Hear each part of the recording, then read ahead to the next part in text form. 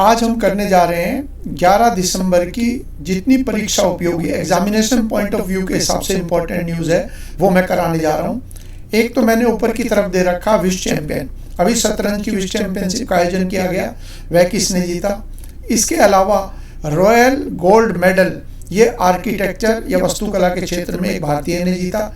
और तीसरा जो है माननीय प्रधानमंत्री मोदी जी आज उत्तर प्रदेश में सरयू नहर का उद्घाटन करने वाले हैं। ये तीनों चर्चाओं के तीनों के बारे में हम जो भी परीक्षा उपयोगी हैं उन्हें पढ़ेंगे।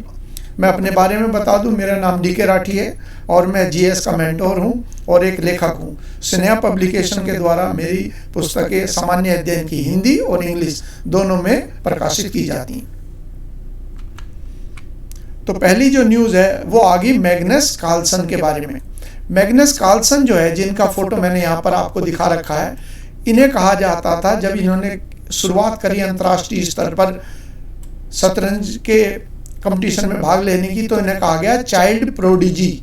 चाइल्ड प्रोडिजी जो है उन खिलाड़ियों के लिए कहा जाता है जो बहुत कम उम्र के अंदर अपनी प्रतिभा से लोगों को आश्चर्यचकित करते हैं। जैसे भारत में सचिन तेंदुलकर हुए हैं तो वो भी चाइल्ड प्रोडिजी कहा जाता था उन्हें भी, क्योंकि बहुत कम उम्र में उन्होंने अंतर्राष्ट्रीय स्तर पर ख्याति प्राप्त करी थी। उसी प्रकार से ये नॉर्वे के खिलाड़ी हैं, यहाँ पर नॉर्वे लिखा है, जिन्होंने अपनी प्रतिभा का लोहा मनवाया है।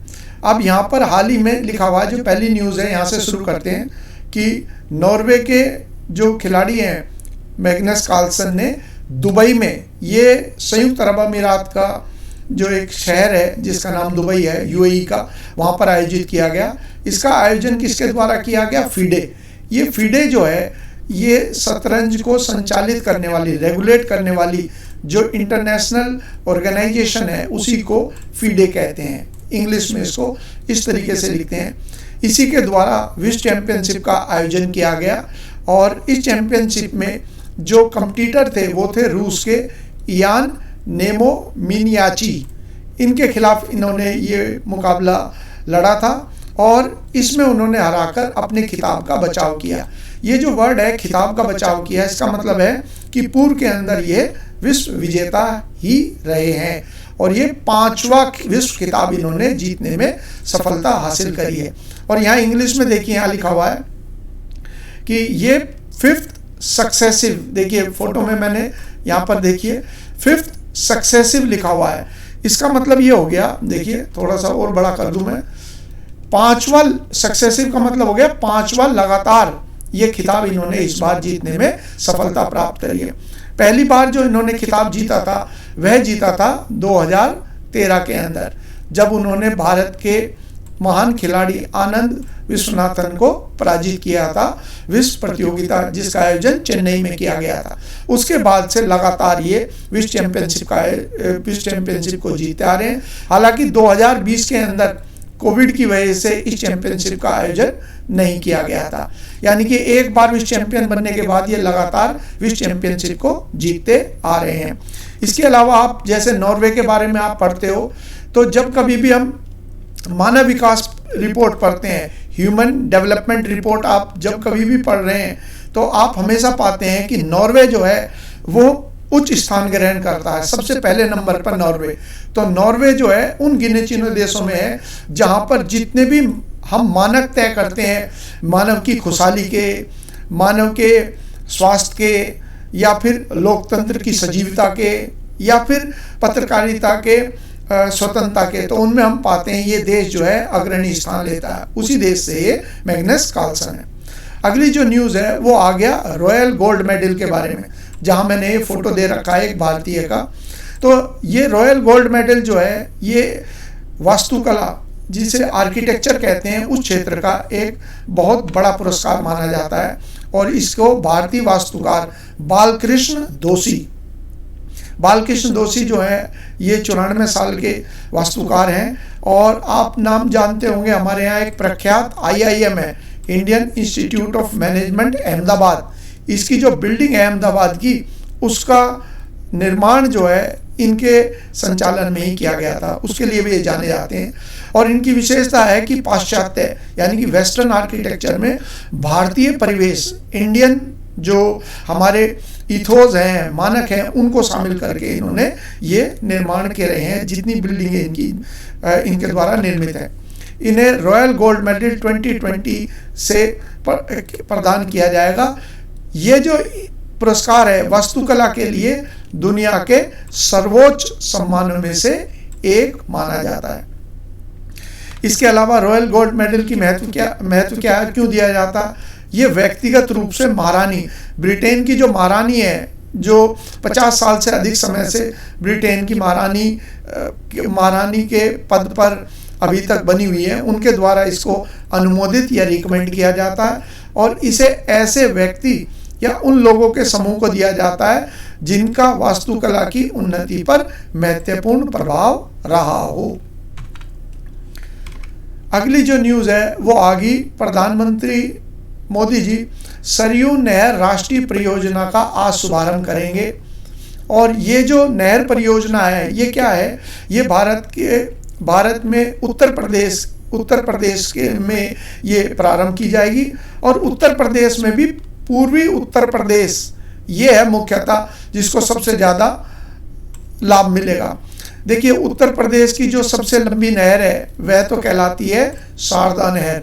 यूपीपीसीएस में कई बार ये क्वेश्चन पूछा जा चुका है।